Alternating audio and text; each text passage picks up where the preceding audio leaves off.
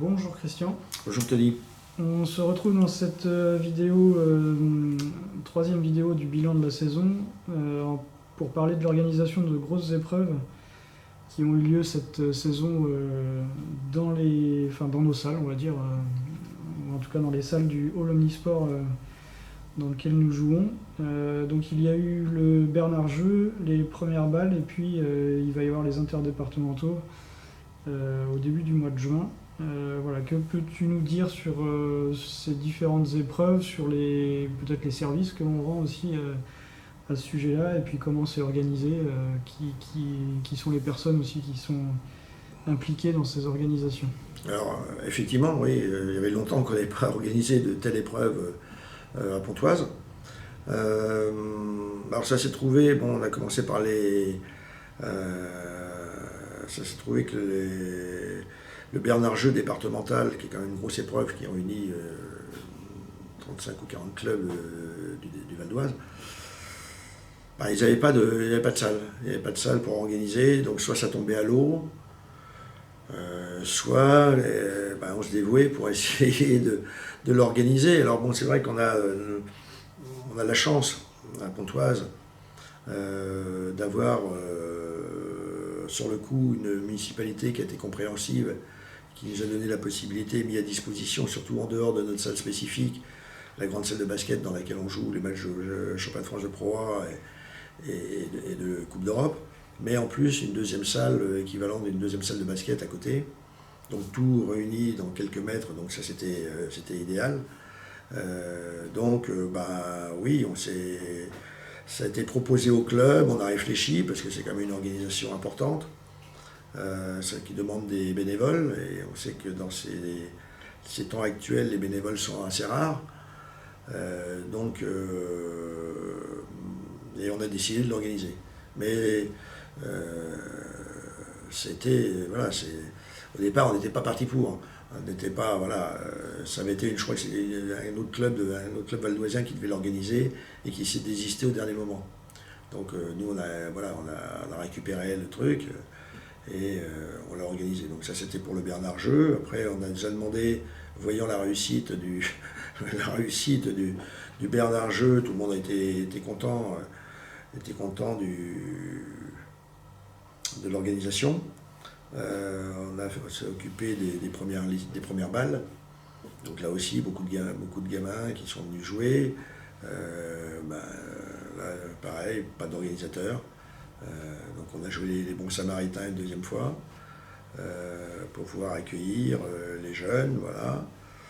Ça, c'est une épreuve départementale. Et puis la troisième, rebelote,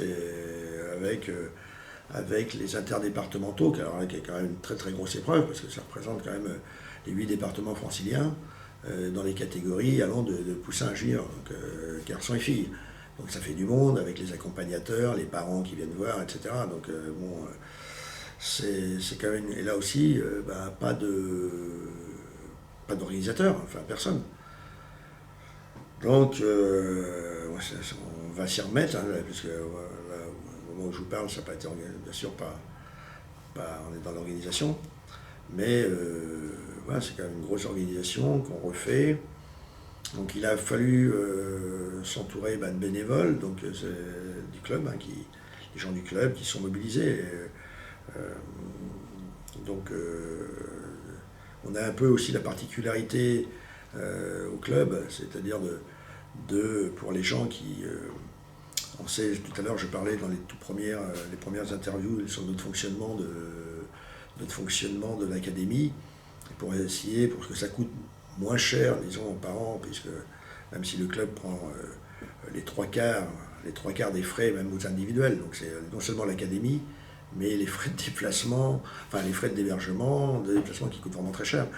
Et donc on avait dit, pour essayer de soulager un petit peu les parents, de leur donner la buvette. C'est-à-dire que les parents constituent une équipe, c'est eux qui s'occupent de la buvette, aussi bien pour la Pro A que la Coupe d'Europe ou les organisations qu'on peut faire. Donc voilà, c'est eux qui gèrent ça, et cet argent est réinvesti pour les aider dans les compétitions.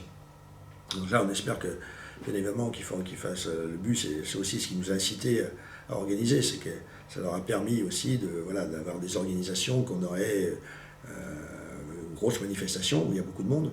Donc on peut penser que la buvette va bien marcher, et que ça va être bénéfique pour eux.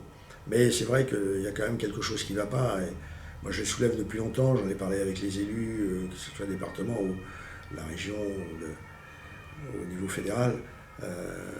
On a une vraie problématique, c'est-à-dire et on s'en aperçoit, moi je peux me permettre de le dire parce que ça fait longtemps que je suis dans le tennis de table, mais ça devient de plus en plus difficile d'avoir des bénévoles.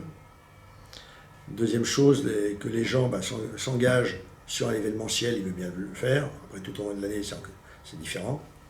Et puis on organise, nous, tennis de table, quand je dis tennis de table, c'est nous, fédération ou ligue, on n'a pas de centre attitré, on n'a pas de centre à nous, alors il faudrait peut-être louer un gymnase, je ne sais pas, passer un accord avec une municipalité et les dédommager régulièrement, mais donc si on ne trouve pas un club, ça a été le cas cette année pour nous, si on ne trouve pas un club qui prend ces grosses manifestations et qui leur permet d'exister, il n'y en aura plus. Il n'y en aura plus.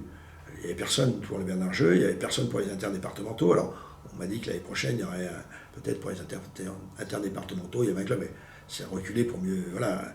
Et ça va devenir de plus en plus difficile. Et la question va se poser comment on va pouvoir jouer au tennis de table. Parce que si on n'a pas de salle, alors, ce que je dis, on pourrait passer des accords avec des municipalités, avec des clubs qui sont en capacité d'accueillir des gros. Mais comme les départements ou les ligues, les dédommagements qui est donné au club est tellement ridicule que voilà, donc ça c'est un gros problème je dis, les gens monopoliser la salle. Moi je vois, nous quand on laisse la salle, généralement on se retrouve avec 2 séparations cassées, un filet qui ne ressemble plus à rien. Voilà, c'est régulier, mais c'est aussi pareil pour les tournois individuels.